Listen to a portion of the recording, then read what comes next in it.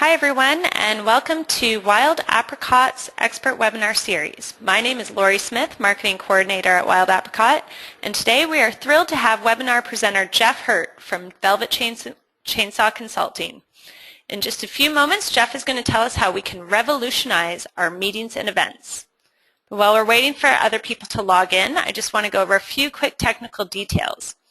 So as participants, you can hear us, but we can't hear you. However, in your control panel, you'll notice you have a chat box. We'd actually love for you to be able to see each other's chats, but since we can't do that, we're going to encourage you to throw your comments, thoughts, and questions into the chat box throughout the presentation, and Jeff and myself will read these out loud. So please do chat away. For anyone who's having hearing issues or can't seem to hear us, just make sure that the volume on your computer is actually turned up. And same goes for anyone phoning in. Just make sure your phone volume's turned on and you are logged into the computer for visuals as well. And we often get asked, is there going to be recording available? The answer to this is yes. We will be recording this presentation and sharing it with you in a follow-up email sent out tomorrow.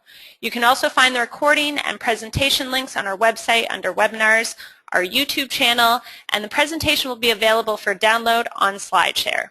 So again, we'll be sharing all these links in an email that we'll send to you tomorrow. We just need a whole day to put it together. So now I am happy to present our expert webinar presenter, Jeff Hurt. Jeff is currently the Executive Vice President of Education Engagement at Velvet Chainsaw Consulting, which he joined in 2010. Before this, Jeff has worked in many organizations over the years and has spoken many a time on how meetings and events can adopt what he's called evidence-based education methods, based on neuroscience, cognitive psychology, and biology. His message is about moving registrants from being a meeting attendee to participant in the conference experience. And today we're going to see how that works. So Jeff, at this point, I hope you're unmuted, or you can unmute yourself, and I'd like to welcome you to the Wild Apricot webinar series. Thank you for joining us today. And now I'm just going to change presenter control over to you. Okay, great. Great, thank you very much. Sorry, Brendan, there might be a quick delay while we do this, but just bear with us, and you're going to see the screen change. There we go. Excellent. Beautiful. So thank you everybody for being here this afternoon, this evening if it's late where you are, morning if you're on the other side of the world, which I kind of doubt it. And right off the bat, I want to welcome you here. And one of the things we'd like for you to do is we'd like for you to get involved. We'd like for you to use that chat box right off the bat and type in what city are you located in right now and what's the weather like where you are. Go ahead and do that while I continue to talk. I want to thank you for your participation this afternoon. And know that you have a choice. There's plenty of things you can do. Hello, San Antonio. Larry, just down the road from me. I'm in Dallas, Texas. Wow, you're coming in fast. Cleveland, cold there. Toronto, we know it's cold there. Most of the world, United States, North America is going to be cold. Las Vegas, we see you're doing pretty good. And so thank you. Keep those coming in because we're going to chat about them from time to time. I want to do a presenter-attendee agreement with you and hope you'll make the same agreement with me. And in this presenter-attendee agreement, we believe in the law of click. If at any time this presentation veers in a direction that doesn't meet your needs, if you get a phone call, you get a text, you get an emergency email, if you just need to walk away from your computer, you have our permission, you have our invitation, and you have the right to do so. We'll ask you to put those mobile devices around you on vibrate, please. This is a session where texting, typing, and social sharing is welcome. If you're going to be posting things on Twitter, we're just going to ask you to use the golden rule of Twitter. Tweet into others as you would have them tweet into you. Tweet something good before you tweet something bad. Also in this presenter-attendee agreement, we're going to ask that it's seek first to understand. Let's make that our priority here. You can ask us questions anytime during the presentation, and we'll do our best to get to them. And we're going to declare that this is a safe space to agree, disagree, ponder, and question. So that's my presenter-attendee agreement. And you get a free pass. If at any time I ask you to participate or type something in, you don't want to participate with us, you have the right to use your free pass. You just don't even have to respond, or if you want to, you can say free pass. So that's a presenter-attendee agreement. Here's a little bit about me. It's how I feel when I wake up in the mornings. I'm a coal miner's grandson, born in the hills of West Virginia. I call myself a West Virginia hillbilly. My mother comes from a very large family in West Virginia. I'm a nonprofit junkie. I've worked in the nonprofit sector the majority of my life. I'm a meeting and event professional. I'm one of you. And I'm also an education evangelist. Here are some of the organizations within the United States that I've worked for. Some of them you may know, some of them you may not know. And I now work for Revolutionize Consulting. I'm Executive Vice President of Education and Engagement. So we want to thank all of you that typed in where you're coming from. Everybody from Richmond, Virginia, Olga, to North Dakota, Jim, to North Carolina, Kenneth, to Seattle, where it's kind of medium there. We appreciate it. And we're going to continue right on. So it's your turn again. What I'd like to know from you right now, since many of us are dealing with winter temperatures, I would like to know your favorite summer food. Go ahead and type in your favorite summer food while I continue here. Type in your favorite summer food.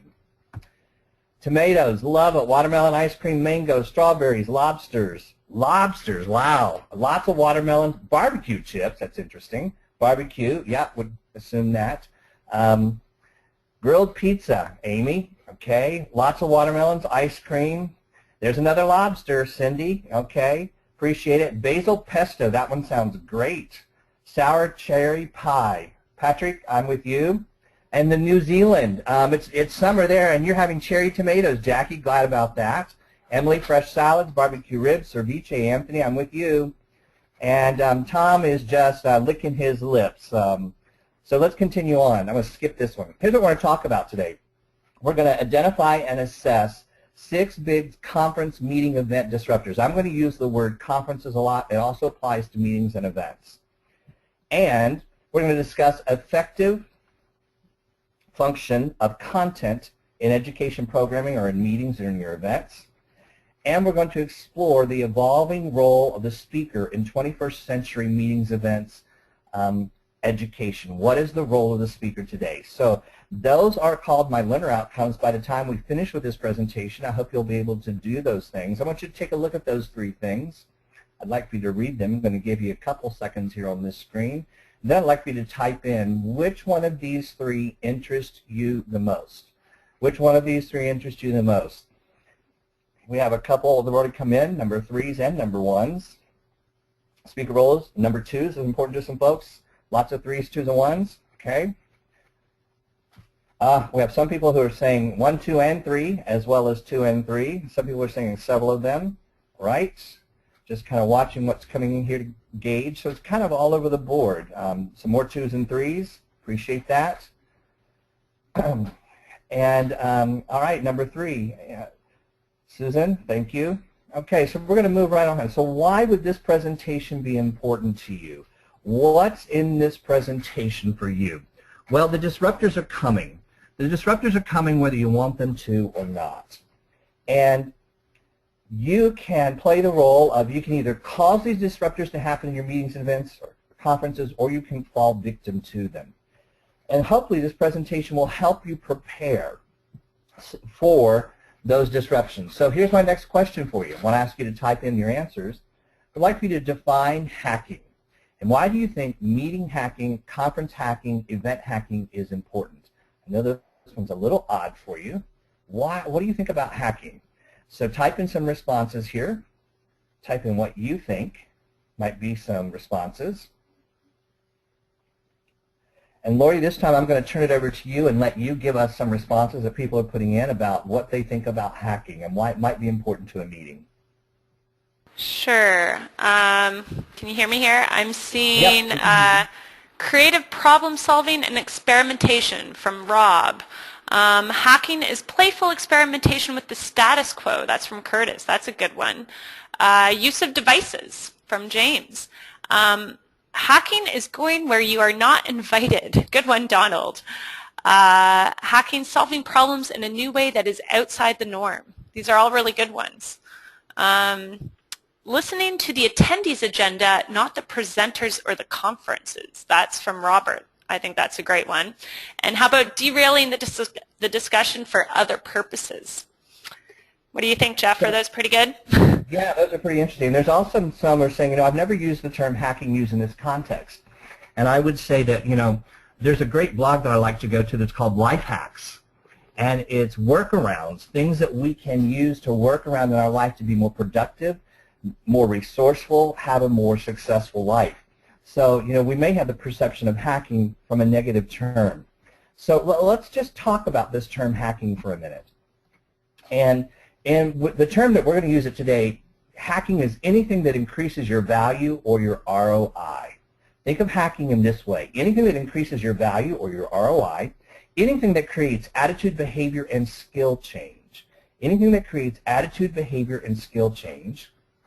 And so, when you're thinking about it like that, we're going to think about how can we increase our value of our meetings and our events and our conferences, and how can we create experiences in our conferences that creates attitude, behavior, and skill change. So, most of us, like Eric has typed in, would think of hacking as something that's unauthorized. But hacking actually has the other terminology for it. So here's my next question for you. Why do people go to conferences? What are one or two of the top three reasons people go to conferences? Type them in. One or two reasons why people would go to conferences. Yes, the slides will be available as well as the recording after the presentation. Lori, I'm going to turn it over to you. I see lots of stuff coming in. Yeah, so I'm seeing the number one thing here is networking. I'm also seeing education. That's a big one. Skills, learning new skills, learning something new. Let's see what else we've got here. See colleagues, socialize, rejuvenation and motivation. I love that one, Cindy. These are most of them. Those are most of them, I think. I think that's about it. Mentorship. Great. Yep. Yep. Also see a lot of coming in for continuing education reasons. The top two reasons that Canadian Society of Association Executives, American ASAE, MPI, PCMA, IAEE all say, and from the research, the top two reasons people go to conferences and events are networking and education. A third reason is to do business. And we can put continuing education under that education banner. We can put socializing with others underneath that networking banner. And so, as Eric would say, it's also for growth. And I would classify that under education. I would actually call it learning. I go a step further.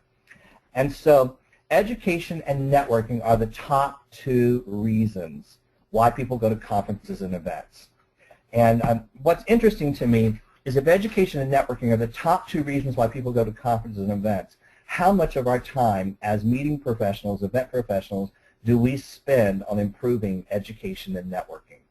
Most of the time we spend our time improving the logistics, improving the registration system, improving the food and beverage, improving the room sets or the AV. Rarely do we spend time on actually improving the education and networking. And I would say that most meetings and events are in dire need of creativity, innovation, and renovation. We are stuck in some ruts, and we need to begin to see ourselves differently. When you think about the traditional conferences stuck in a rut, think about this. Most conferences start with an opening general session, followed by a break, followed by breakouts, followed by a break, followed by lunch, followed by a break, followed by breakouts, followed by a break, followed by opening night reception. Rinse and repeat the next day, add in some hours for the exhibit hall. They're all very, very traditional and very much the same. And so we, as those that are involved in designing events and experience, we need to begin to see ourselves differently. We need to see ourselves as creators and artists, and we need to see our event, our meeting, as a blank canvas. And I love what Seth Godin says here. Take a look at this. An artist is someone who uses bravery, insight, creativity, and boldness to challenge the status quo. I typically say this: once you've been to a high school graduation, how many more do you really want to go to? And so many conferences are all the same. Of course, every organization says mine is different, but they're all identical. And, some people keep all of their people together at circular tables throughout the whole conference, as Gwyneth has said. And we give them 30 minutes breaks and snacks. And so, we really need to start thinking, how can we do it differently? Because the brain gets juiced on novelty and difference, not the same. We need a new breed of conference organizers that are brave and courageous. This is you. And so here's my rhetorical question to you. What is the value of an event, of a meeting, of a conference when learning and networking are everywhere? You can get it anywhere and everywhere. What's the true value of a conference? And I would say this, if anyone is going to disrupt the industry, it should be us. We should be the ones that are doing things differently. So, what is the primary product conferences have offered? What is it that most conferences sell? What do most meetings and events sell? Now, all of us probably charge a fee for somebody to come to our event. What are we selling? Type in what you think we're selling.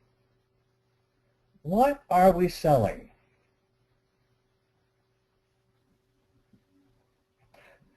And Lori, I'll let you respond to some of these. Sure. Here I'm seeing connectivity. We're selling publications in some situations, knowledge, new approaches to management techniques, relationships, that's a good one, professionalism from Kevin, social currency, education, networking again, opportunity to learn and brainstorm with industry experts and peers, and that I would say is a big one for me. Face-to-face interaction is always very important at these events. Lifestyle, perhaps? You know, I like what Deborah has written. Deborah said it would be fun to sell an adventure. Interesting thoughts there, Deborah. And, you know, Roger has said that he's selling the opportunity for people around the globe to meet in one place.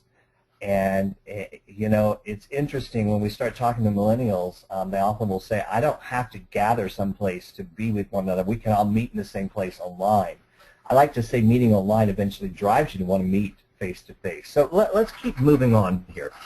So many of our meetings and our events and our conferences are focused on demands of the product as experts, as speakers. We have this long-term focus that if we offer more education, if we offer more content, if we offer more speakers, we can sell more. And we put content over the customer. And we put speakers over learners. We have made this intuitive, falsely intuitive thought process that the more we have to sell, the better off we are. And some of us have put committee control over smart business growth strategies. We allow volunteers to control what we're going to sell, but we don't hold them accountable. And if you're at an organization where you're staff, you're the one who's held accountable. And where does the customer fit in all this process? And the customer is the paying attendee. So conferences, meetings, events, whatever you're offering, even if it's an event that has nothing conference related, they have got to become more customer-centric. They have got to become focused more on the paid registrant. In a world of customer centricity, there are good customers and there's everybody else. And if you have the mindset that you'll just take anybody who'll buy to come to your event, that's the everybody else mindset. So here comes your first one, your first conference hack.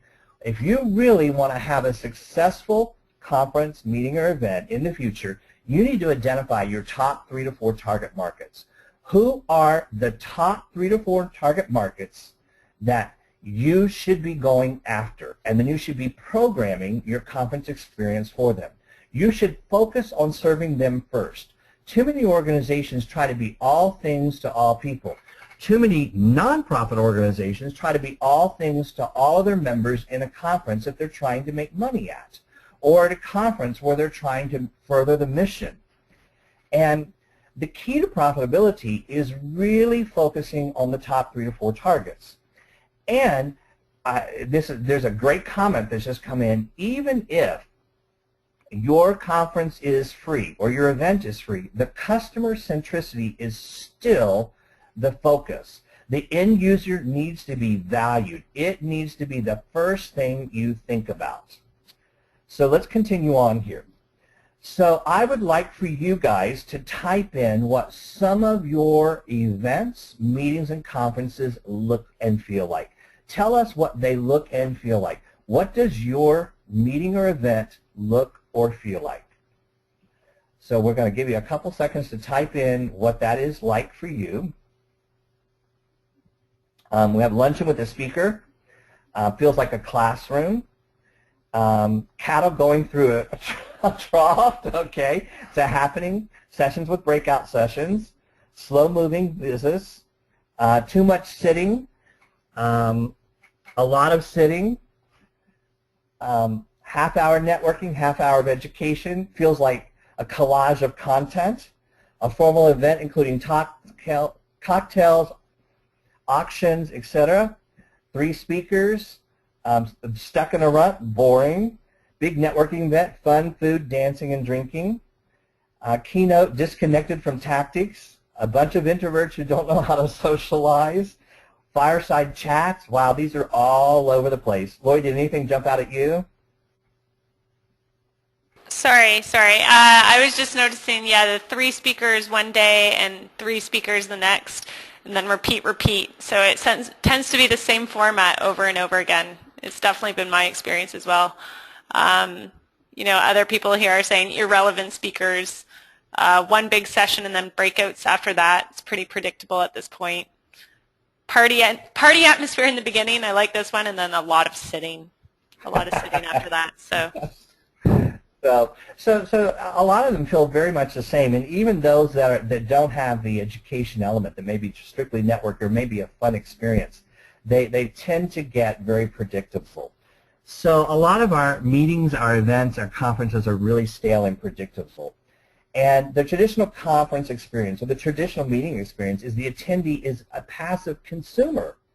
They are totally passive, and they're there to consume a prescribed encounter. We decide what they're going to do, when, and where. And the focus needs to shift on the attendee experience. Here's where we need to start making a shift. Instead of just designing the traditional experience, and many of us take last year's schedule or last year's event, and we pass it around to the committee or to the team or to other staff and say, what do we need to change? And then we just replicate it and we put new filling on the inside. Excuse me. We need to start thinking about designing attendee experiences. We are a society that compares and contrasts experiences. When you go on vacation, you compare your vacation experience to last year's, and you compare it to your neighbors or to your colleagues or to other family members. And we need to reinvent ourselves, and we need to reinvent our conferences. We are experience designers. What type of experience do you want your people to have at your event? What type of experience do you want them to have at your conference? What do you want them to feel when they arrive? What do you want them to feel when they leave? What type of emotional journey are you going to take them on? Where are the highs and the lows? And we are storytellers. We create stories with our events. What type of story are you trying to tell? And we are also connectors. We connect people with their emotions, and we connect people with each other. So what type of story and experience do we want to create as we connect with the emotions and we connect people with each other? This is really looking at designing an event or a conference or an experience very differently than the traditional way, because most of us start with, okay, how many people do we expect to come to this event? We start with logistics. We need to start bigger. We need to start with, what message do we want to send? What message, what's the story that we're trying to create? So here's conference hack number 2. We need brave, courageous professionals who see themselves as experienced designers and see the registrants as participants and co-creators of our event.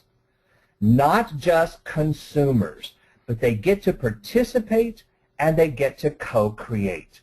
This is very different than sitting all day long. It's allowing them to talk with one another. It's allowing them to work in small groups. It's allowing them to design and problem solve together. So let's move on. I'm going to move on to point number 3. When I say the word content, what does it mean to you? Your turn, type in. What is content? So I'm just going to let you know that Gwyneth typed in that she organized a dinner this year and put people into small groups and sent them out in the city to find restaurants. And they loved it, very different. So content, storytelling, something in a container, Frank said, information, Stephen and Marilla said, lectures, speaker topics. Robert said message, educational programs. Peggy, 20-minute scientific task, presentations. Content is the mission statement, Christina said. I'm going to turn it over to you, Lori, and let you fill in some here. Anything that's jumping out at you? Sure. Here we have lectures, information, rituals, perhaps, is an interesting one. Useful job-related information. I like this one from Bob, participant input, where you just listen. Live demos, I love that, from Gwyneth. Food, more food, food's always great. Subject matter relevant to the attendee, where people share experience and viewpoints with one another and interact with each other. That's great content. Anything relevant to one's work. Useful takeaways, motivation for change, and lots of stories. That's what's standing out to me. So, and Wanda, I like what you've said, the meat and potatoes of the experience. So let's move on. And, you know, kind of here's my rhetorical question. What's the role of content in reinvented conferences? What's the role of content in reinvented conferences for you to think about? So, you know, most of our conferences are data, info, and content centric. Our conference is all about the data, the information, and the content. Or our meeting is all about the data, the information, and the content. And we believe that the more content we have, the more we can sell, or the more we can attract, or the more people that will come, the more people that will attend. And our strong commitment to content actually blocks our path to being customer-centric. So listen to this for a minute. When we are so content-focused, and it's the core of your meeting experience, it becomes a barrier to the presenters. And the reason it becomes a barrier to the presenters is the presenters say, I need to cover all of my content. I can't do an experience where the audience gets to participate, because if I do that, then I don't get to cover my content. And that just really is the wrong way to think about it. It's not about the speaker. It's not about the content. It is about the paying attendee, or it's about the free registrant. It is about the person who is registered for that event. It is about the customer. And it's time to challenge the thinking that content is the king of your event, your meeting, or your conference. And our affection for content reinforces surface learning, memorization, and quickly forgetting information. And too much content leads to content bulimia. So, you know, there's some comments coming in that quality is better than content. And the back channel conversations about what's going on in content, in other words, the people who are using social media to share about what they're learning, is often better than what's actually happening from the speaker. And yep, Jamie, thanks for pointing out, yep, I have a typo. So, you know, the thing with content is we have to watch, because we can offer polarized presentation, content covered or active learning. And here's conference hack number 3. We need to become curators of content. We need to really hone in on the right content for the right target market at the right time at the right place. We should not try to be all things to all people. We really should be focusing on who our target customer is, and we should be curating it. And here's what often happens is the content that we use for our meeting experience points backwards to last year's problems instead of pointing forwards to what is the next set of problems that we're going to be facing. And Curtis has mentioned a great opportunity for some of us is to use Open Space or World Cafe or other structured agenda-less approaches that allows the audience to dictate what the content is that's going to happen on the spot. It's a great suggestion, Curtis. And we need to help attendees uncover what the content means to them. What they really care about is what that content means to them personally. They really care about what do I do with this? How do I make this mine? What does this mean to me on the job? That means the speaker needs to stop talking sometimes and let the audience talk to each other about, well, what does this mean to me, and what am I going to do with this? And we need to see content as a tool to develop deeper understanding. And Jeannie, you're absolutely right. Agendaless meetings does give many conference organizers, meeting planners, meeting professionals, and the people who own these meetings the shakes. And it's also sometimes hard to sell to a supervisor, well, I don't really know what I'm going to learn from that conference. But there are ways to blend both. There are ways to blend it so that you can still have a focus on 2 or 3 top issues, but then also do approach where the audience gets their needs met. So conference hack number 3 is really moving to this model of curators of content and content as a tool and helping attendees uncover the content and giving them opportunities to discuss how to apply it. That's what really, really matters. Giving them the opportunity to discuss how to apply the content. So, here's the next question for you. What is the job of the speaker in 21st century meetings and events? What is the job of the speaker? So, Vanessa, you brought up a great point back to content. Context is everything. I'd like for you guys to type in, what do you think the job of the speaker is? If we're moving to this model of designing experience, we're moving where content is not the king, engagement is. What's the job of the speaker? Where do they fall? We have some great comments coming in here. Lori, I'll let you tell us about some of the things that are jumping out to you. Yeah, I'm just seeing a lot of people say that speakers should have more the role of a facilitator now, which I think is really true. They're facilitating the experience. They're inspiring, they're motivating, they're exciting the listener. They're engaging with open-ended questions like what you're doing. You know, they're really engaging everyone. They're moving the attendee to embrace the content. That's from Eric. That's a good one. So yeah, facilitating. I like that notion of facilitating, and I'm seeing a lot of that here. Yeah, I think you guys are getting it right on the head. And this means there's still a role for experts at conferences. You know, the expert can still be in the room, but the expert doesn't have to be up on stage. And I would say that in the 21st century, the gap between what the speaker knows and what the audience knows has shrunk tremendously, and that many people come in the room with their own experiences.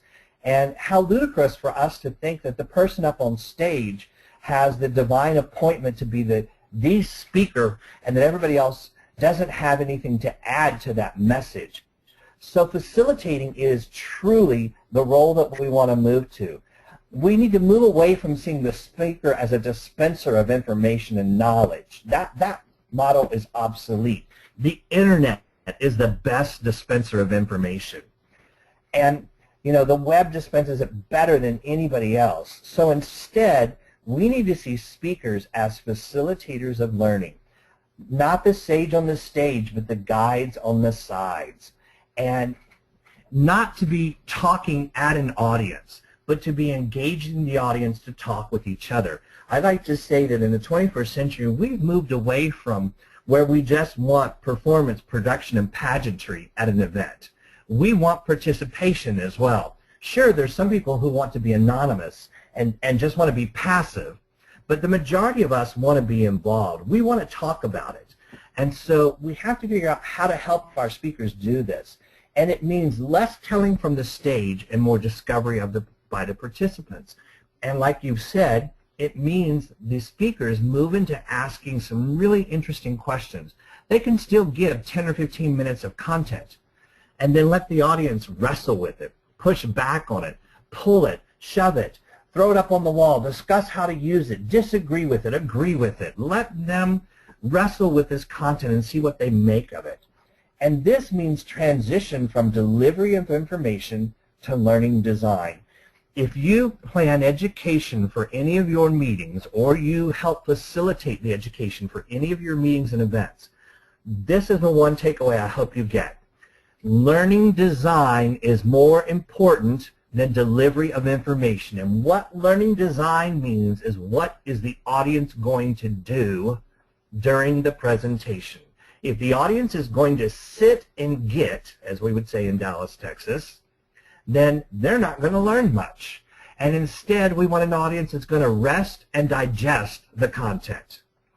And so how do you do this? This means that you have to help speakers understand that, yes, their content's important, but more importantly is what is the audience going to do with that content. And they need to commit just as much time to what they're going to do with the content as they do telling the audience the content. So learning design is what will participants do, and it's about creating activities and exercises for the audience to think on. You know, just a reflection exercise. Think about this and write something down works. Give people time to do that. And so conference hack number 4, speakers need to be facilitators of learning, and we need to focus on learning design, not transfer of information. So, you know, some of the things that are coming in is, you know, what do we do when you can't get the audience back? There are ways to get an audience back. And if you are losing control of an audience, it doesn't mean you should control the audience by controlling the information flow and not allowing them to talk to each other, because you still don't have their mind engaged. So we really need to start thinking about how do we give them a question and let them wrestle with it, and we need to think about the results. What are the end results? What does success look like in this? Just because you've covered your content doesn't mean your audience has learned it. Actually, more than likely they haven't. So people can use Post-it notes, Twitter feeds to do some of these things. Sharing sessions. I like to use what I call TWS. Give them a question, give them time to think about it, to write and share. Think, write, and share. Think, write, and share is an easy method. And what's very interesting, there will be people who will push back and say, well, I paid money to hear from this expert, and I want to hear from them. Well, you know, just hearing does not lead to attitude, behavior, and skill change. I can show you tons of data, empirical data, that says listening to a lecture does not result in learning. And so you have to start asking questions. How do you know somebody's learned something? And the way you know somebody has learned something is if they can put it in their own words. So how do we help speakers become facilitators of learning? It's time to invest in speaker training for them. It's time to invest in that. So we're on number 4. I'm just taking a look at our time. We've got about 20 more minutes to go. And, you know, some things are coming in. If you have questions or things, please keep coming them in. We'll answer some of them. It's coming along. Lori, have you seen anything that jumps out at you that I should be responding to? Well, I have some few challenging questions here. So if you're having sharing sessions, or you're trying to encourage people to take in what the speaker has said and learn, how do you avoid being stuck to what this person's referring to as the ignorance of other attendees? So, you know, the conversation can maybe get derailed a little by other attendees, or, you know, maybe if you're sharing too much, you don't get a chance to really hear from the expert. Any thoughts on that? Yeah, here's what I suggest. I suggest that you not sit at tables of 10 and 12 and try to do this, because one person will manipulate the conversation. What I suggest when we're talking about peer sharing is that you do it, you ask the audience to turn in pairs or in threes. That way you can limit it to 2 minutes. When they're in pairs or in threes, then each person gets a chance to talk, hopefully, and each person gets a chance to share. And then the other way to mix it up is you ask them to go find somebody they don't know in the room. So if somebody is stuck with somebody who's monopolizing the conversation and it's all about them, they get an opportunity to go find somebody else and have a conversation with.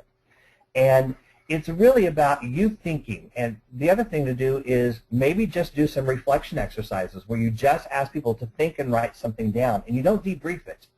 You just allow them to do that and then come back later and start debriefing what some people wrote down.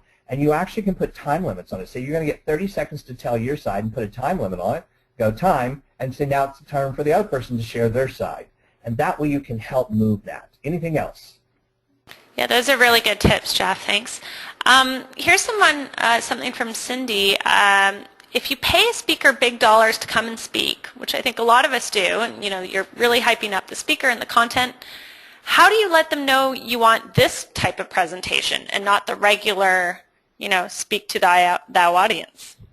So, Cindy, that is a great question, and you have to remember, you're the customer. You can ask that speaker to do anything you want to do.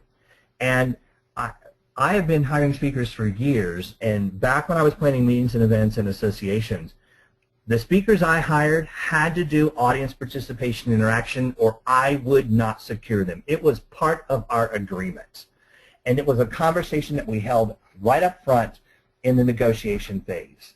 So you can definitely demand of them. And if they can't do it or won't do it, you don't want them. Now, there's another question I saw here that's really a good one too, Vanessa. How do we make this shift to a traditional board?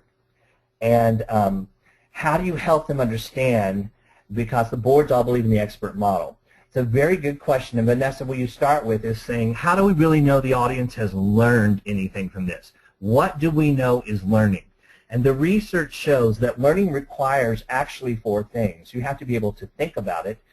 And when you're listening, you can't think. You're either listening or thinking. It's one or the other. It's not both. And so if you're not thinking, you're not learning. And the other thing to do is to give them some data. And I'll give to Wild Apricot some other articles that will give you some research that shows you that the data clearly says lectures do not lead to learning, and it's the worst ROI available. And you start seeding that information to boards to start helping them shift their thought process. And you also talk about that education is under a major shift. So I'm going to keep moving on here. We'll come back to some of your questions. Flag them, Lori, for us so that we can come back to them. So we're contact number 4. So let's continue on. So the process of education, and here's a little bit more to help you understand. The process of education in 21st century meetings, events, and conferences has to change. When people attend a conference or they attend your meeting or your education, what are they searching for and what do they expect to leave with? What do they expect to leave with? Type them in when they go to your education at your event. What do they expect to leave with? Type in your responses for us. What do they expect to leave with?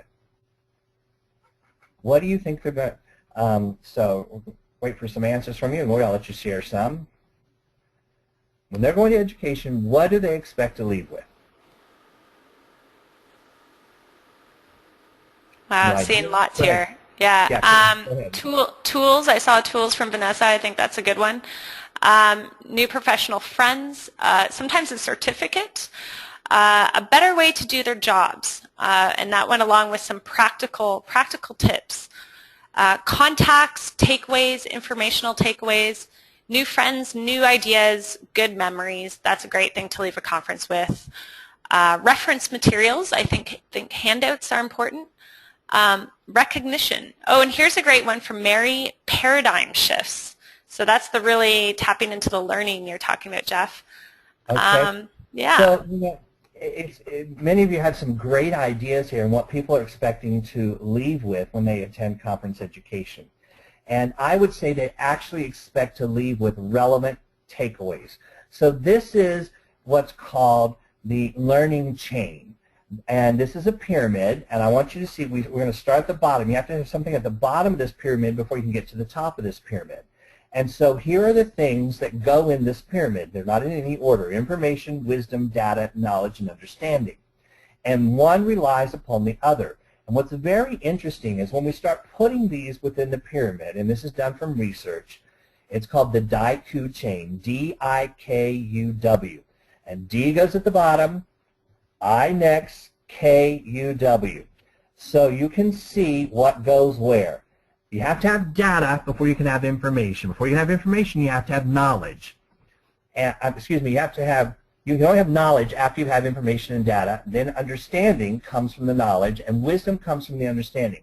When they come to your conference and event, they really aren't coming for data or information or knowledge. What they're coming for is these top 2 things. They want to understand the issue or the problem, understand the solution, and they want wise application. This is called the DIQ chain for learning. And what's unfortunate is that most of our conferences and events, most of the education that we provide is at the bottom. We provide data and information. When the audience wants to understand the solution to the issue, and they want wise application in their context. So we have to shift our education programming to provide more understanding and wisdom. They don't really need to know all the data. They can find that on the web. You can tell them where to find that. They don't have to have all the information. They want to understand the issue they're facing and how to solve it. And so we need to move our education into different models. The DIQ chain means people are looking for takeaways, understanding, and wisdom. Conference education needs to abandon this factory model of designing where people are widgets within a factory, and you pour something in and it produces. We have to design a learning experience, not a lecture. Conference hack number 5. Paid registrants are looking for understanding and wise application of takeaways, not just information. Now, they won't use this verbiage, but this is what they know when they get it, and they don't know how to articulate it, but they know when they don't get it. They're looking for understanding and wise application of takeaways, not just information. So the task of technology, finally the last one, conference hack number 6. What do you think is the task of technology in revolutionary conference meetings or events? Type in your responses. What do you think is the task of technology in revolutionary conferences, meetings, or events? So Lori, I'll let you type in some things, or share some things. Sure. Technology and revolutionary experience. Okay, so making it global, real-time interaction, that's a big one. Social media networking, getting the word out, encouraging participant engagement, interactivity, like what we're seeing now, instant feedback, tools for sharing, enhanced participation. You know, we're just, as Samuel says, we're making it easier to connect with the audience and facilitate information exchange. So yeah, it's really about creating that interactive experience. Yep. In real time. And I wish you know, you guys could see all these responses that are coming in. You could see how much people are participating with this. It's moving at a very rapid pace for Lori and I to actually scan and follow. But this is a way for us to get you involved. I'm actually modeling for you how to do a webinar. And, you know, so some platforms actually allow people to see what other people are saying. And it really makes and creates an interesting experience. You know, we often chase the shiny new tech tools. I admit I'm an early adopter of things. I play with things. Didn't used to, but I am today. And I'm always looking at, you know, what is something I could use to create a more friendly and a better user experience for attendees. And we often implement technology without considering if they add value or distract. And you know, we know that what's coming down the road is smart data. We need to get better at segmenting and attracting economic buyers, or segmenting and attracting the right customers for our products, whatever it is, a meeting, conference, an event, or membership. And we need to make decisions based on what's in the best interest of the customer, what's in the best interest of the attendee, not what's in the best interest of us, or what works better for us. I've seen too many meetings and events put technology in place that's better for staff or better for the volunteer leader, but it's really worse for the customer and the end user. So, conference hack number 6. Technology should be a tool to increase engagement. We really should look at it like that. And it's to add to the attendee's experience. How can this add to the attendee's experience? If you're providing an event or a meeting or a conference that doesn't use AV, I would tell you that AV can add to the attendee experience. Now, if it's only 10 or 15 people, you don't need a microphone, but just adding visuals can make a huge impact. So, those were my 6 conference hacks. What I'd like to know now, what questions do you have, and what's your biggest takeaway from this presentation today that you're going to at least think about and maybe try to work with or implement in your context in your world. We'd like to know what your thoughts are. So type in some of that for us. Robin, love your thought process, shake it up. Laura, love your thought process about conference attendees. And Kevin, the Daiku chain, great, glad about that. Lori, I'll let you jump in here as well. Yeah, I'm seeing registrants are co-creators of the event. Love that. And that visuals are important. Someone mentioned that as shown by your presentation. Making it interactive, engaging the consumer, all these things. And I saw one that said, how do I re-educate folks on what we're going to do differently and how it's different? And how do we re-educate the usual presenters? And Roger, that's a great one. I also like what Curtis says, back up my nutty ideas that I can take to my board for approval. This disruption is happening in all kinds of forms and formats. And the visual thing, and Lori and I were talking the other day when she was taking a look at the PowerPoint. I said to her, do you know Haiku Deck? And she was like, no. And if you don't know Haiku Deck, you need to get to know Haiku Deck. And it's not just a Mac program, it's a web-based program. Haiku Deck can make anybody's presentations look stellar. All of my slides have been done in Haiku Deck. It's simple, it's fast, it's quick, it's easy. Yeah. Go ahead. Oh, sorry. And I just want to add to that, Curtis also mentioned another tool called Maestro, which we checked out quickly, and we'll try to share the link in the chat box in a second. But it looks like another sort of platform for online meetings or webinars where you can actually make it more interactive. So that was a good tool too. But yes, I also want to get Haiku Deck. H-A-I-K-U-D-E-C-K, Heather. H-A-I-K-U-D-E-C-K. And I like what Ira has put, deciding ahead of time the story you want to tell with your meeting, your event experience, and not rely on the speaker alone to tell the story. And to use technology and other participants to take the focus away from the sage on the stage to the many available guides on the side. That's a great way to look at it, Ira. Thanks for sharing that. Prezi's another one too, Jackie. I don't use Prezi too much because I find that if I overdo my animation in Prezi, it can make audiences seasick. And so I pulled back from Prezi because I'm not real good at limiting my animations and my cuts. I want to make it really spectacular, and I found that it just, some people in the audience, it just really turns off. But that's my takeaway with Prezi. Any other questions? Here's a great question. Do themes really make a difference for a reinvented conference? Dana, I think that's a great question. And my comment back would be, here's what we're seeing happen at Velvet Chainsaw. We're seeing organizations brand their conference. They're no longer calling it the annual conference or the annual membership meeting. They're giving it a brand and a name. We know of one organization that started calling their conference Ignite. And instead of giving it a theme, Ignite is what they're calling it. Are you going to Ignite this year? Yeah, I'm going to Ignite. And then they take 2 or 3 big issues that their target market is facing, and they design all the content around those 2 or 3 big issues.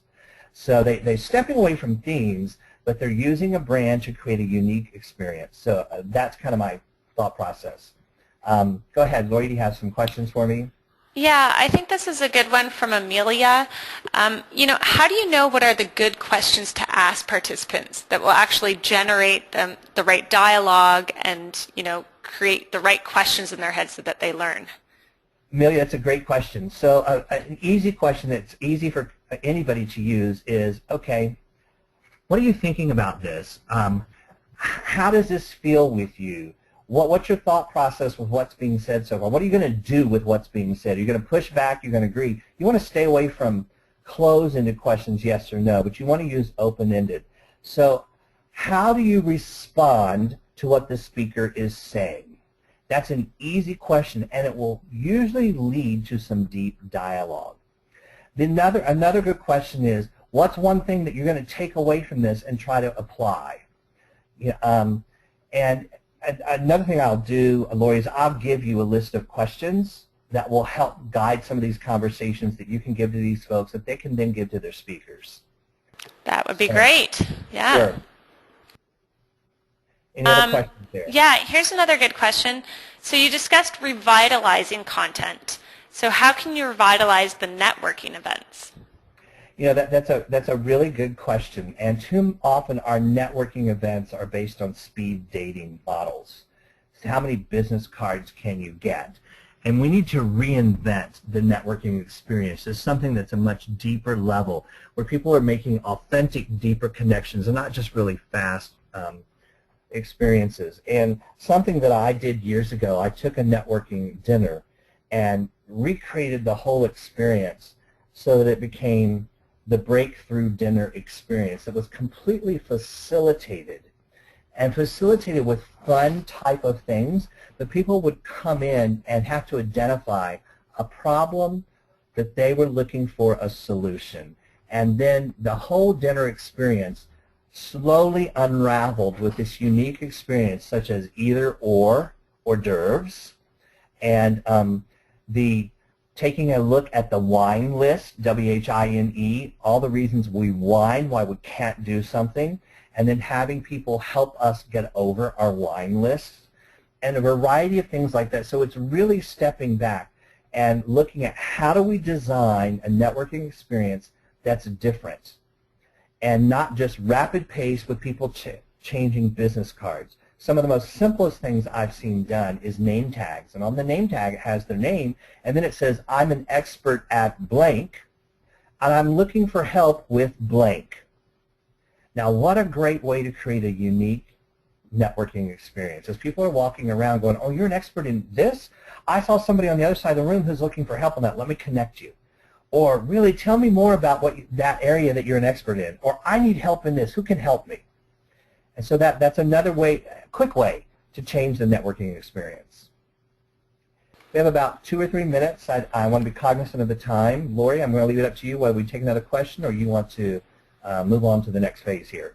We'll take one more question and then maybe wrap it up. So someone's asked here in the co-creation, is it wise to use customer surveys? So pre, during, after, is that a good way to get feedback? Customer surveys work to a degree. It really depends upon the questions that you're using. And I would say that focus groups, here's what I would say, to get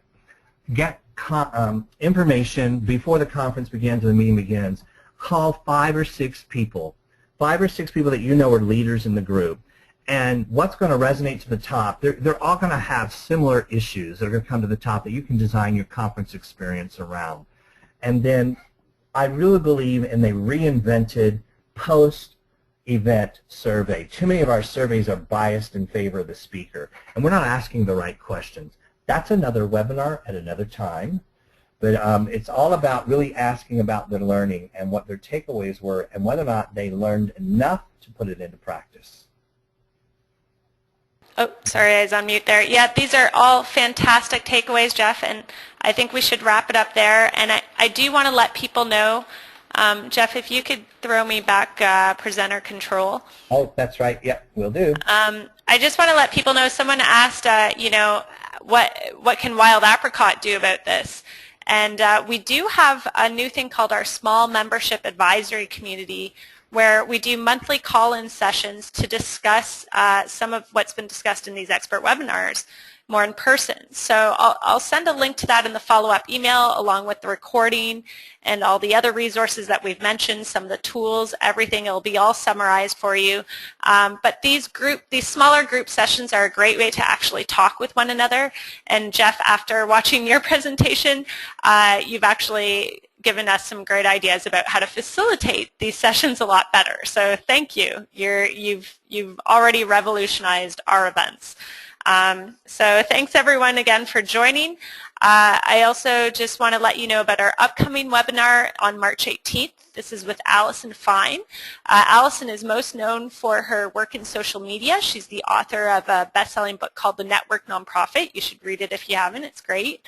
But she's also just published a book on what's called Matterness. So she's going to talk a little bit more about this topic and how to make your members feel like they actually matter. It's a fascinating topic, so we hope you can join on March 18th at 2 p.m. And otherwise, thank you, Jeff, again for joining us. This expert webinar has been brought to you by Wild Apricot. We provide membership management software to clubs, associations, and small membership organizations. If you haven't tried us, you can try us out for 30 days for free. And that's it, everyone. Thank you again. Have a great day.